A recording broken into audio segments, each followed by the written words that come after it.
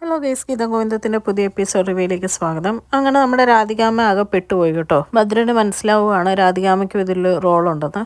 ഭദ്രൻ പറയുകയാണ്, ഇതൊരു വല്ലാത്ത ട്വിസ്റ്റായി പോയല്ലോ രാധികാമ്മേ. അതെന്തായാലും കൊള്ളാം എന്നിങ്ങനെ പറഞ്ഞിട്ട് ഭദ്രൻ രാധികാമ്മയോട് പറയുകയാണ്, ഇത് ഗോവിന്ദ് മാധവ് പറഞ്ഞാലത്തെ അവസ്ഥയൊന്ന് ഓർത്തു നോക്കി. അവൻ്റെ സ്വന്തം അച്ഛനെ കൊല്ലാൻ കാരണക്കാരിയായത് രണ്ടാനമ്മ. എങ്കിൽ പിന്നെ ഗോവിന്ദിൻ്റെ മുമ്പിൽ ഇനി രാധികാമ്മയ്ക്ക് ഒരു നിക്കക്കള്ളിയും ഉണ്ടാവുകയില്ല. എല്ലാ സ്ഥാനമാനങ്ങളും ഇതോടെ പോകും എന്ന് പറയുകയാണ് കേട്ടോ. ഇതൊക്കെ കേട്ട് രാധിക ആകെ പേടിച്ച് ഉറച്ച് നിൽക്കുവാണ്. അത് കഴിയുമ്പോഴത്തേക്ക് രാധികാമ്മയോട് ഭദ്രൻ പറയുന്നുണ്ട്, നമുക്കൊരു ഡീലുണ്ടാക്കാം. 10 കോടിയൊന്നും അനാർക്കലിക്ക് കൊടുക്കണ്ട, അതിൻ്റെ നേരെ പകുതി 5 കോടി എനിക്ക് തരുവാണെങ്കിൽ ഞാൻ അനാർക്കലിയിൽ നൈസായിട്ട് ഒഴിവാക്കിക്കോളാം എന്ന് പറയുവാണ് കേട്ടോ. ഇതൊക്കെ കേട്ട് വരുൺ അകലെ ഒന്ന് ചിന്തിക്കുവാണ്, ഇവരെന്താ ഈ സംസാരിക്കുന്നത്? അമ്മ എന്തൊക്കെയോ മറയ്ക്കുന്നുണ്ടല്ലോ, ഇങ്ങനെ തന്നെ ഈ പറയുന്നതെന്നൊക്കെ ഓർത്ത് ഇങ്ങനെ നിൽക്കുവാണ് കേട്ടോ. അത് കഴിയുമ്പോഴേക്കും രാധികാമ്മ പറയാം, തന്നെ ഏൽപ്പിച്ചേക്കുന്ന കാര്യങ്ങളൊക്കെ നടക്കുമെന്ന് എനിക്ക് സംശയമുണ്ട് എന്ന് പറയുമ്പോഴത്തേക്കും ഭദ്രൻ പറയുന്നുണ്ട്, അതേ അതെൻ്റെ സ്വന്തം മോളുടെ കാര്യം, ഡിവോഴ്സിൻ്റെ കാര്യം മാത്രമല്ലേ നടക്കാത്തുള്ളൂ. എന്തൊക്കെ പറഞ്ഞാലും അവൾ എൻ്റെ മോളല്ലേ, എനിക്ക് അവളെ ഉപദ്രവിക്കുന്നതിനൊക്കെ ഒരു പരിധിയില്ലേ. പിന്നെ ഞാൻ അതിനത്ര ബലം കൊടുക്കാത്തതുകൊണ്ടാണ്. വേറെ പറഞ്ഞ കാര്യങ്ങളൊന്നും ഈ ഭദ്രൻ ചെയ്യാതിരുന്നിട്ടുമില്ല, നടക്കാണ്ടും ഇരുന്നിട്ടില്ല എന്ന് പറയുവാണ് കേട്ടോ.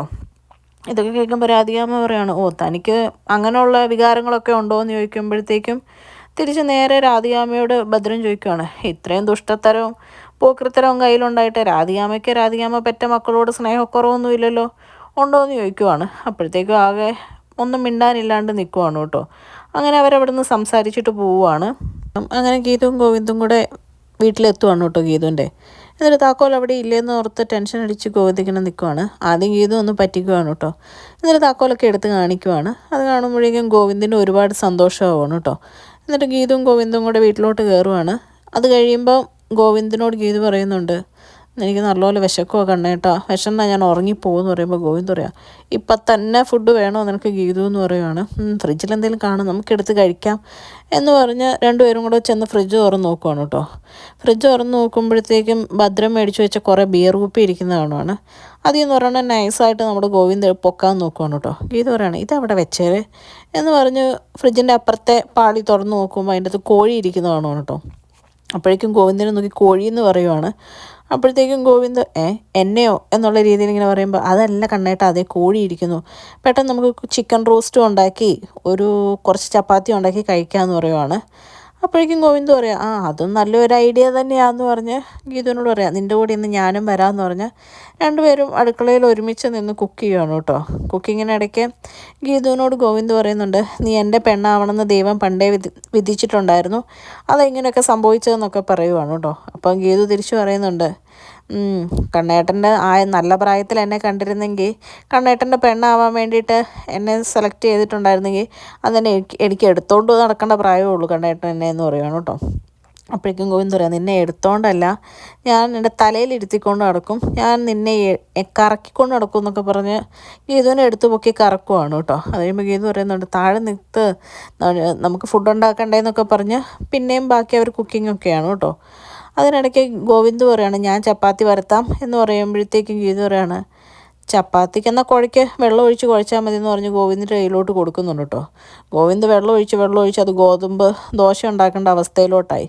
അവസാനം ഗീതുവിനോട് ഗോവിന്ദ് പറയാം, നമുക്കെന്നാൽ ദോശയാക്കാമെന്ന് പറഞ്ഞ് ദോശയും ചുട്ട് ചിക്കൻ റോസ്റ്റുമായിട്ട് രണ്ടുപേരും കൂടി ഇരുന്ന് ഫുഡൊക്കെ കഴിക്കുവാണ്. അപ്പം ഗോവിന്ദ് പറയുന്നുണ്ട്, ഇത്രയും നല്ലൊരു ഫുഡ് ഞാൻ എൻ്റെ ജീവിതത്തിൽ കഴിച്ചിട്ടില്ല എന്ന് പറയുമ്പോഴേക്കും ഗീതു പറയുന്നുണ്ട്, ആ ദോശയ്ക്കകത്ത് ഫുള്ള് ക്ലോറിൻ വാട്ടറിൻ്റെ ചൊവ കാരണം വായി നിറക്കാൻ പറ്റുന്നില്ല എന്ന് പറയുമ്പോഴത്തേക്കും ഗീതുവിനോട് ഗോവിന്ദ് പറയാം, നീൻ്റെ കൈ കൊണ്ട് ഉണ്ടാക്കി തന്ന എല്ലാ ഫുഡും എനിക്ക് ഭയങ്കര ടേസ്റ്റാന്നൊക്കെ പറയുവാണ് കേട്ടോ. ഇതൊക്കെ കേട്ട് ഹാപ്പി ആയിട്ടിരുന്ന് ഫുഡ് കഴിക്കുവാണ്. അപ്പോൾ ഗോവിന്ദ് പറയുന്നുണ്ട്, ഞാനേ അതിൽ നിന്നൊരു കുറച്ച് തണുത്ത വെള്ളം എടുത്തിട്ട് വരാം ഫ്രിഡ്ജിൽ നിന്ന് ഇങ്ങനെ പറയുമോ. അപ്പോഴും ഗീതു പറയാം, മോനെ അടവൊക്കെ കയ്യിലിരിക്കട്ടെ, നടക്കത്തില്ല എന്ന് പറയുകയാണ്. എന്നിട്ട് ഗീതുവിനോട് ഗോവിന്ദ് കെഞ്ചുവാണ് കേട്ടോ, ഒരു കവിളെങ്കിലും കുടിച്ചോട്ടെ ഗീതു എന്നിങ്ങനെ ചോദിക്കുമ്പോഴത്തേക്കും ഗീതു പറയാം, കവിള് മതിയെങ്കിൽ ഇതേ എൻ്റെ കവിള് ഇന്നാന്ന് പറഞ്ഞ് കാണിച്ചു കൊടുക്കുവാണ് കേട്ടോ. അത് കഴിയുമ്പോൾ പറയണം, ഒന്നും പറ്റത്തില്ല, ഒരു തുള്ളു പോലും പറ്റത്തില്ല എന്ന് പറയണം കേട്ടോ. അവിടെ ഇരിക്കുന്ന വെള്ളം എന്നിട്ട് എടുത്ത് കുടിച്ചിട്ട് പറയുകയാണ്, തൽക്കാലം ഇത് കുടിച്ചാൽ മതിയെന്ന് പറയുകയാണ്.